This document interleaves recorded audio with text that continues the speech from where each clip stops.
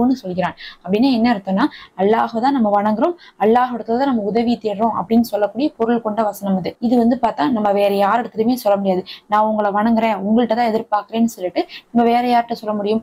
படைத்த இறைவன் இடத்துல மட்டும் தான் சொல்ல முடியும். அதைத்தான் அல்லாஹ் பெருமை பாராட்டுகிறான். இதுதான் எனக்கும் என் அடியானுக்கும் உண்டான உறவு அப்படின்னு சொல்லி அல்லாஹ் பெருமை பாராட்டுகிறான். அதுக்கப்புறம் அல்லாஹ் சொல்றான், இப்ப அவன் என்னை பத்தியும் புகழ்ந்துட்டான், அதுக்கப்புறம் எனக்கும் அவனுக்கும் இருக்கக்கூடிய உறவையும் பத்தி சொல்லிட்டான். இனி அவன் என்ன கேட்டாலும் சரி அவனுக்கு நான் மறுக்காம கொடுக்குறேன்னு அல்லாஹ் வந்து என்ன சொல்லிடுறான், வாக்களித்துறான். அதுக்கப்புறம் நீங்க கேட்கக்கூடிய துவா அப்படிங்கிறது கபுலாகும்.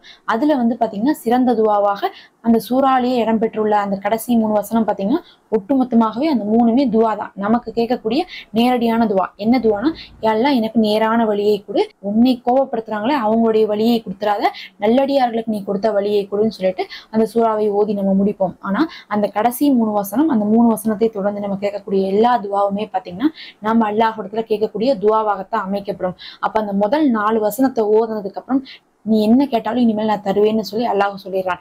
அதனால நீங்க அந்த சூறாவை ஓதி விட்டு நீங்க எவ்வளவு நேரம் வேணா துவா கேட்கலாம், எவ்வளவு தேவைகளை வேணா கேட்கலாம், கேட்டுக்கொண்டே போலாம். அது வந்து எல்லா நாள்லயுமே அங்கீகரிக்கப்படும்.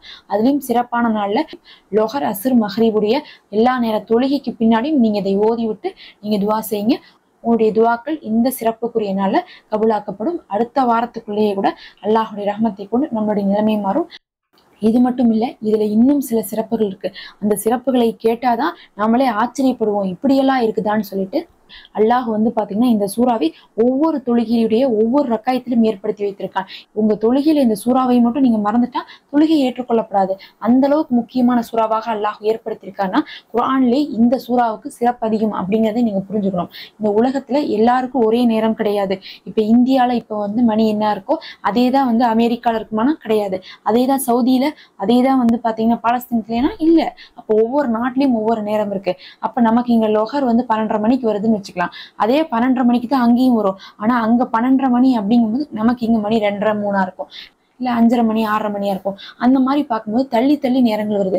அப்ப வந்து அல்லாஹ் வந்து என்ன பண்றான்னா இந்த சூறாவை தொழுகையில கடமையாக்கி வச்சிருக்கனால எல்லாரும் அந்தந்த நேர தொழுகையில ஒவ்வொரு ரக்காயத்திலையும் இதை ஓதுறதுனால இப்ப நம்ம ஒரு உதாரணத்துக்கு ஃபஜ்ருடைய தொழுகை நம்ம இங்க வந்து ஒரு 5 அடைய செய்வாயாக, எங்களுடைய வாழ்நாள் கஷ்டங்கள் எல்லாவற்றையுமே எங்களுக்கு போக்கி வைப்பாயாக, நாங்க கஷ்டம் அனுபவிக்கக்கூடிய கடைசி நாளாக இதை ஆக்குவாயாக, அடுத்த ஜும்மாக்குள்ளேயே எங்களுடைய தேவைகளை நிறைவேற்றி எங்கள் கஷ்டங்கள், துன்பங்கள், துயரங்கள், நோய்களை நீக்கி எங்களுக்கு நிம்மதியான மனநிறைவான ஒரு வாழ்க்கையை அமைத்து தருவாயாக. உன்னுடைய புறத்திலிருந்தே நாங்கள் உதவியை எதிர்பார்க்கிறோம். பிறரிடத்துல கையேந்தக்கூடிய நிலைமையை மட்டும் ஒருபோதும் ஆக்கிவிடாதே நாயனே. இன்னும் எங்களுடைய அமல்கள் அனைத்தையும் ஏற்றுக்கொள்வாயாக. ஆமீன் யா ரப்பல் ஆலமீன்.